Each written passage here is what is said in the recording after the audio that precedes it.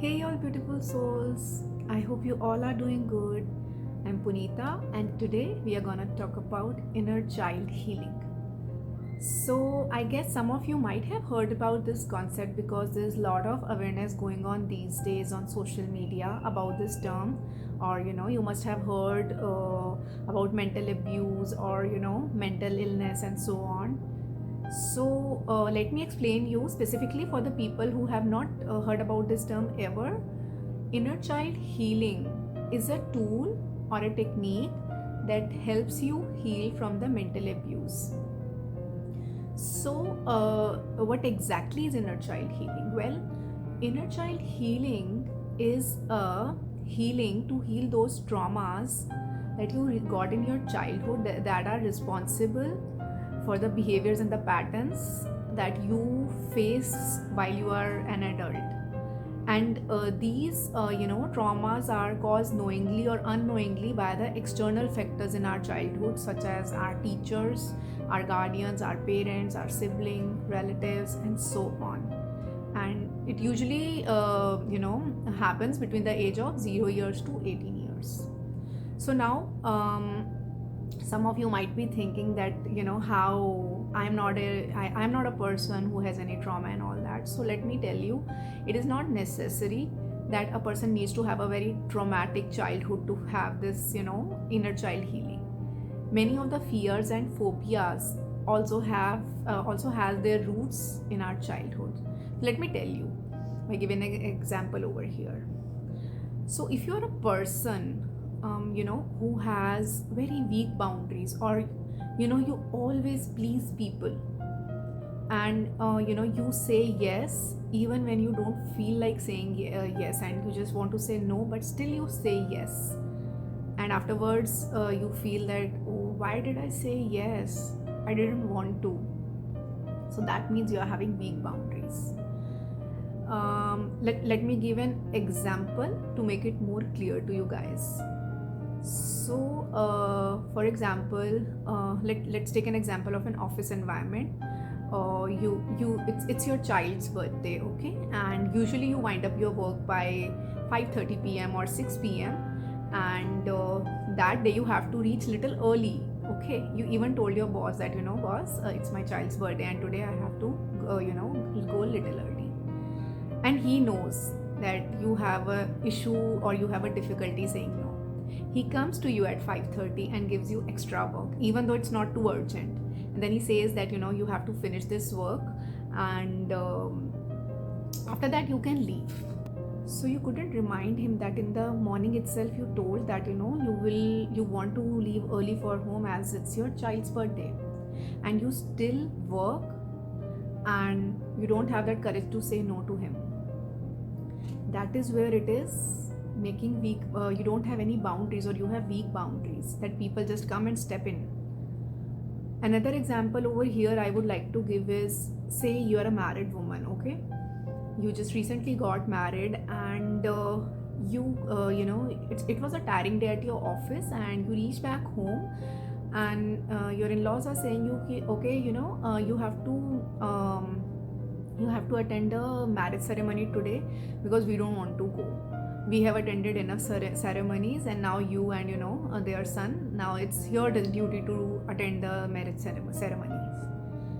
And being a people pleaser, and being a person with weak boundaries, they know that you are tired. You tell them that, oh, you okay, I'm feeling tired and all, but you cannot take a stand. You are not firm on your statement, and they say, please, please go, we don't feel like going, and so on. And you're like, okay, I'll go, even though you are feeling really tired, your body needs rest, you don't feel like going at all, still you end up going. And eventually deep inside in your heart you feel that, why I didn't say no, why I couldn't take a stand, why I was not firm.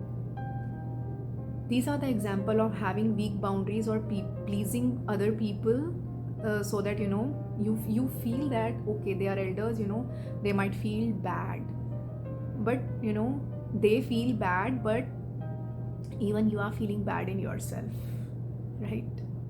So now let me tell you, I'll connect the dots over here. How is it linked to your childhood?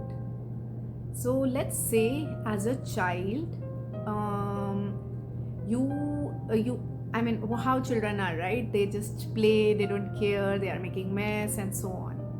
So as a child, you always, used to get a good scolding and beating, that if you're not gonna keep your room clean, I'm not gonna talk to you, or I'm gonna hit you very badly. Say you got to hear such words from your parents.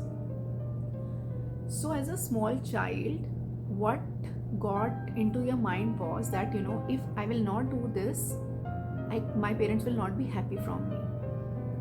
Or even if you are a person who gets good marks, who gets decent marks, but your parents are not happy, they are like, okay, it is fine, but I think you even though they're their feelings are to make you progress in life, they don't have negative feelings, of course, but as a child you feel that to make them happy I have to study more. And here is where that people pleasing trauma starts shaping up, and that's become our pattern. Now let me give you another example, how we end up making weak boundaries. People pleasing and boundaries are quite directly linked to each other. You never set boundaries because you want to please others, but still I'll give an example over here. Okay, so coming to the boundary part, uh, when you are a child and some guests came to your home, and your parents or people around you, whosoever the guests were there at your home, maybe your relatives, they told you to that come on, recite a poem. And you are like, you're feeling shy as a 6-7 year old kid. You're like, no, I don't want to. I it's my thing. And of course kids are like free birds, right? You cannot force them, but still you are forced. You say no once, twice, but then they're like, no, come please, just once.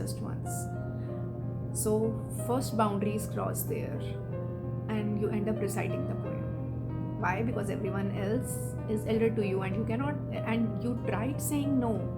Kids are very clear hearted. We come free from the ego and all, and we are just free minded, and we just say, but the society around us, it shuns us down. So this way the first boundary is it's broken by the relatives or so on. So for example, as a teenager, the second example I would like to tell, as a teenager you want to wear something that of your own choice. You are going to a party, and all the friends are wearing some sort of dresses that you all guys decided to wear. You ask your mom that I want to wear this, and then she shuns you down over there saying that no, it's not allowed in our family.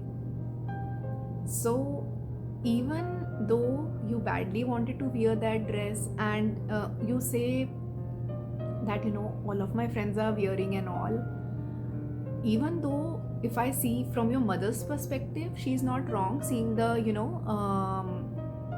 conditioning of her own, awareness of her own, and the family she is living in, whatever she has learned, she's just doing that in her own best possible way.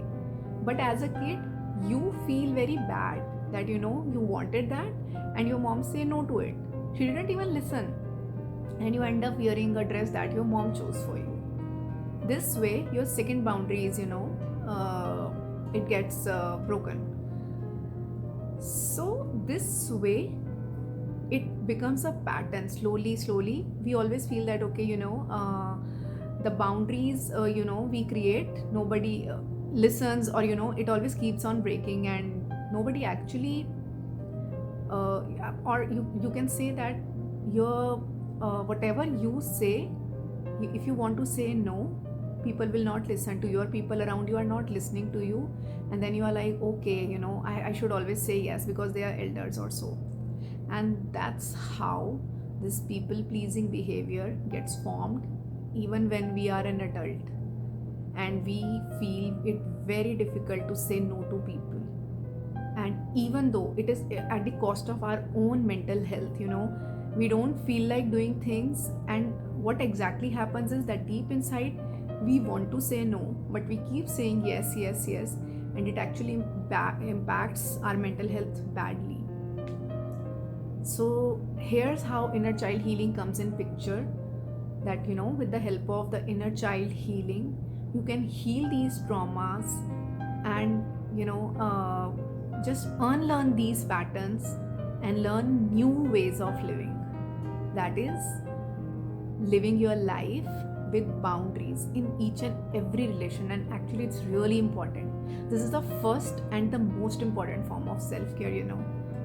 And then you can also unlearn slowly and gradually how to stop being a people pleaser.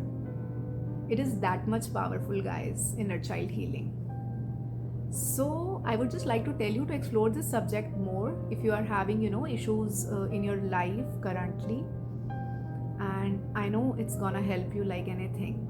You will thank me later. All right, so this was all for today, and see you in next week with something new again. Until then, take care, have a good day, and lots of love and light to all of you. Bye bye.